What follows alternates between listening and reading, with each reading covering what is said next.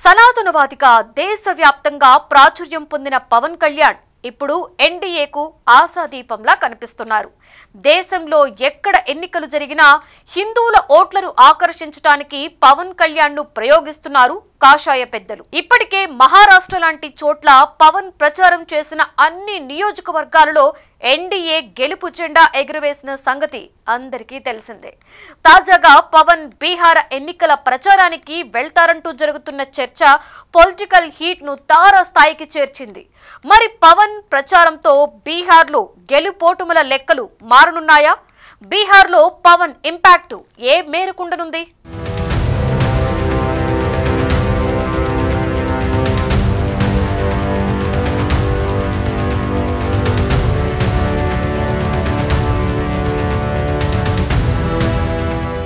పవన్ కళ్యాణ్ ఈ పేరే ఓ ప్రభంజనం.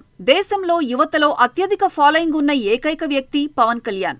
అంతేకాకుండా సనాతనవాదిగా దేశం మొత్తం తన వైపు చూసేలా చేసుకున్నారు. పాన్ ఇండియా సినిమాలతో పవన్ దేశవ్యాప్తంగా అందరికీ సుపరిచితం. దీంతో పవన్ కళ్యాణ్ ను ఎక్కడ ఎన్నికలు జరిగినా తమ తరపు ముక్కలా ప్రయోగిస్తున్నారు కాషాయ పెద్దలు. ఇప్పటికే మహారాష్ట్ర, ఢిల్లీ లాంటి చోట్ల పవన్ ప్రచారం చేస్తే పెద్ద ఎత్తున మైలేజ్ వచ్చింది. పవన్ ప్రచారం చేసిన మహారాష్ట్ర, ఢిల్లీలో ఎన్డీఏ సర్కార్ అధికారంలోకి రావడంతో దాన్నొక సెంటిమెంట్ గా కూడా భావిస్తున్నారట కమలనాథులు.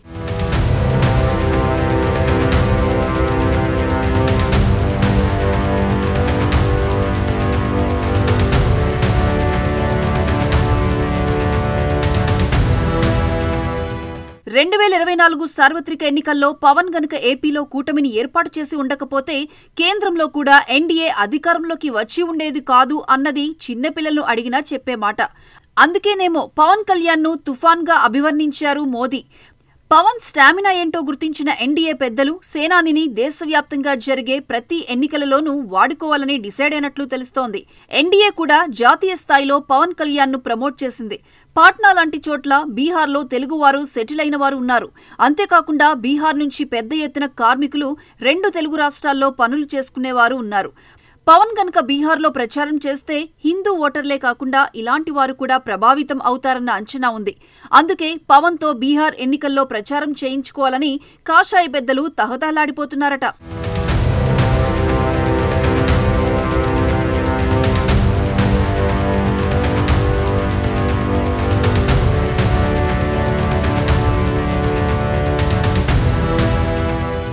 పవన్ కళ్యాణ్ అలాగే చంద్రబాబుతో కూడా ప్రచారం చేయించాలని చూస్తున్నారట బీజేపీ పెద్దలు.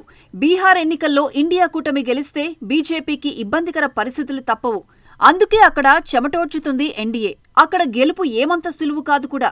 కాంగ్రెస్ నేతృత్వంలోని ఇండియా కూటమి గట్టి సవాల్ విసురుతోంది.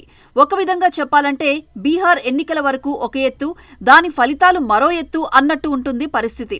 ఎన్డీఏ కూటమిలో భాగస్వామ్య పక్షాలు తక్కువ.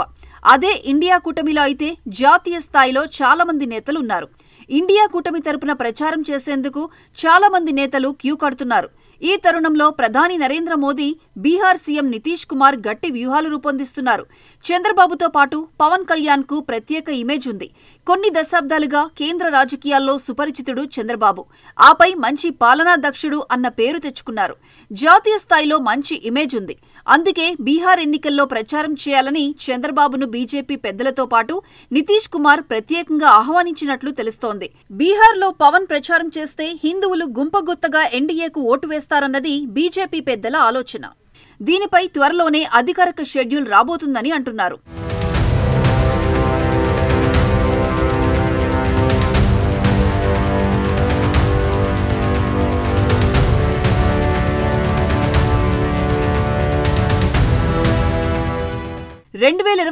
సార్వత్రిక ఎన్నికల తర్వాత పవన్ రేంజ్ మారిపోయింది.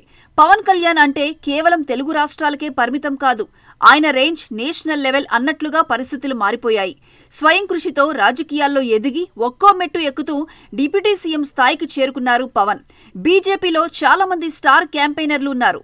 ఎన్డీఏ మిత్రులలో మాత్రం పెద్దగా కనిపించడం లేదు. ఇక చూస్తే ఎన్డీఏ కూటమిలో అతి కొద్ది మందికే జనాకర్షణ అమితంగా ఉంది. ఇప్పుడు ఆ లిస్టులో పవన్ టాప్లో ఉన్నారు. పవన్ స్టామినా ఏంటో తెలిసి వచ్చిన బీజేపీ ఇక ఆయనను ఎట్టి పరిస్థితుల్లోనూ అలా వదిలేయరాదు అని ఫుల్గా డిసైడ్ అయింది.